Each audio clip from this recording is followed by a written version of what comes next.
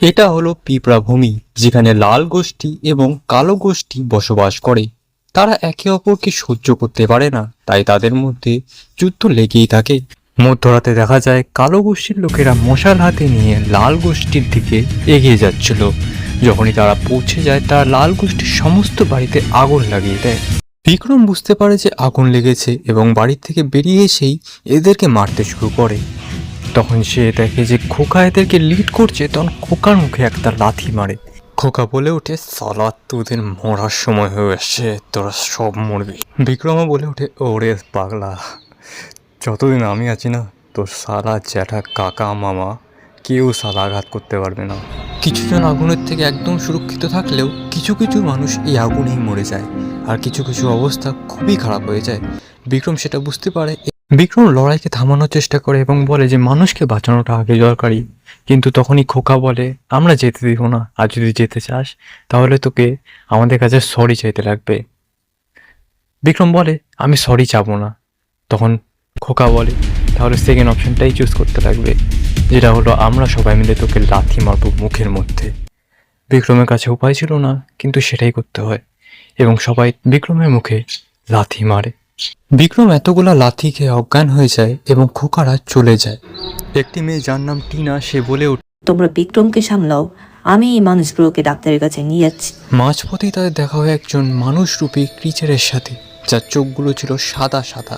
এই ক্রিচারটির বন্দুকের গুলিতে যে আহত হবে সে একজন জম্বিতে পরিণত হয়ে যাবে, এবং এখানে যারা ছিল সুস্থ মানুষ তাদের মধ্যে একজনের লেগে যায়। এদিকে এতক্ষণে বিক্রমের জ্ঞান ফিরে এসেছে এবং রাজা লাল বাঘ সিংহ এখানে চলে এসেছে, এবং লাল বাঘ সিংহ বিক্রমকে বলে, ওগো, এটা কি হলো? বড্ড কষ্ট লাগছে তোমার জন্য। যে ব্যক্তিরা ইনফেক্টেড হয়ে গেছিল সে আরও ব্যক্তিকে ইনফেক্টেড করে দেয়।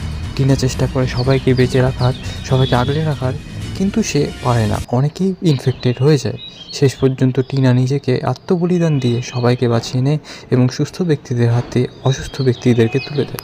রাজা বিক্রমের সাথে কিছুক্ষণ কথা বলে। এদিকে আমরা দেখি ওরা প্রায় হাসপাতালের দিকে পৌঁছেই গেছিল, কিন্তু তখনই চলে আসে খোকাদের দল এবং সুরেশ এবং নীলেশকে মেরে ফেলে।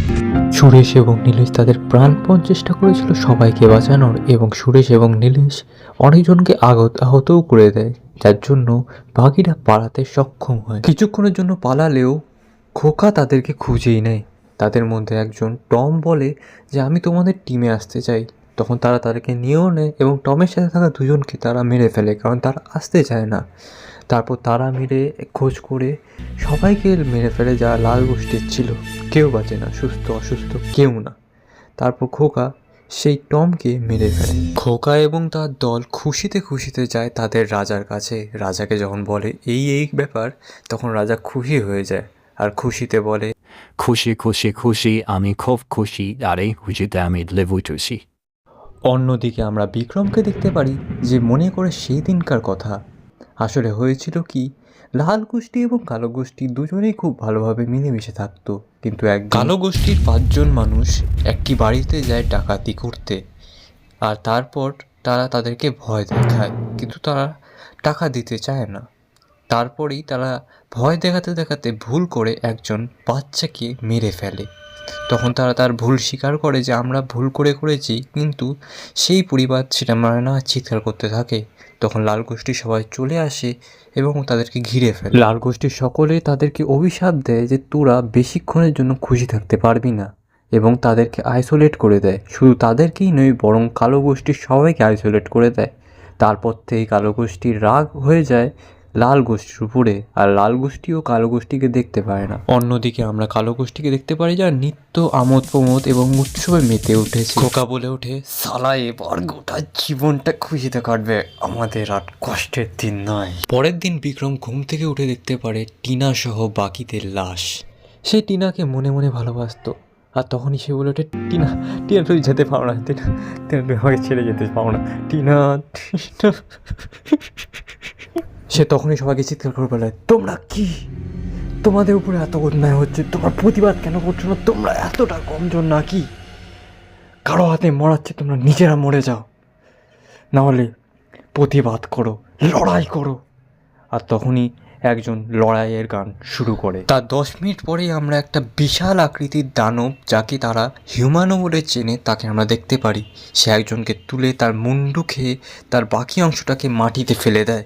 সেটা থেকে সবাই ভয় পেয়ে এদিক সেদিক যেতে থাকে, আর সে এক একজনকে তুলতেই থাকে। আর তখনই ঠিক মাসি হিরোর মতো এন্ট্রি নেয় খোকা, এবং খোকার গ্যাং মিলে গুলি করতে থাকে সেই দানবের উপরে। দানবটা বিক্রমকে তুলতেই যাবে, তখন খোকা এসে ঝাঁপিয়ে বিক্রমকে বাঁচায়, কিন্তু খোকার একটুখানি লেগে যায়। খোকার গ্যাং বিক্রমের হাতেও একটা বন্দুক তুলে দেয়, এবং খোকা এবং বিক্রম মিলে কন্টিনিউয়াস ফায়ারিং করতে থাকে সে দানবের উপরে। দানব শেষমেশ পরাজিত হয়েই যায়। খোকা তখন বলে, তোরা কেন করলি ভাই এসব আমাদের সাথে? তোরা যদি না করতিস না, আমাদের মধ্যে কোনোদিন এরকম হতোই না। আমরা আর এই লড়াই চাই না, আয় আমার বুকে আয়, আমরা একটু জড়িয়ে ধরি।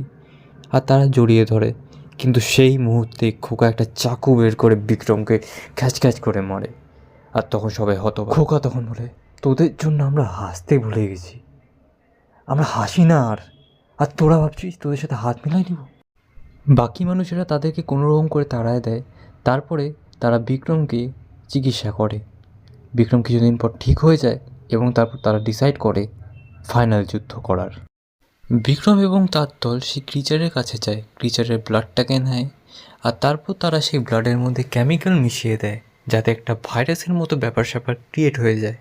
আর সেটাকে তারা পিচকারি নিয়ে চলে যায় কালো গোষ্ঠীর ওখানে, আর সবাইকে মারতে শুরু করে। বেশিরভাগ মরে যায়, শুধু বেঁচে থাকে খোকা এবং তার গ্যাং।